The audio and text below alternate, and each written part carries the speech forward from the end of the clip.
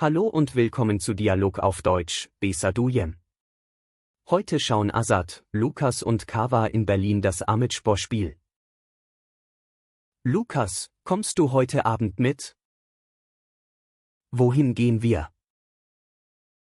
In ein kurdisches Café. Heute spielt Ahmetspor. Ahmetspor? Was ist das? Ein Fußballverein aus Diyarbakır, wir nennen es Ahmet. Cool, ich mag Fußball. Wie heißt das Café? Mesopotamia. Mein Cousin Kawa wartet schon dort. Willkommen meine Brüder. Schöne Atmosphäre hier, alle in roten Trikots. Ja, Rot-Grün-Gelb sind die Farben Kurdistans. Schön. Wann beginnt das Spiel? Gleich. Möchtest du Tee oder D?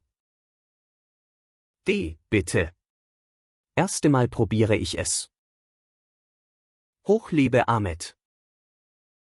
Schau, Lukas, der Stürmer ist sehr schnell. Cool. Ahmet führt. Was für ein Tor. Glückwunsch. Für uns ist Ahmet mehr als Fußball, es ist Identität. Ich verstehe. Wie der Heimatverein in Deutschland.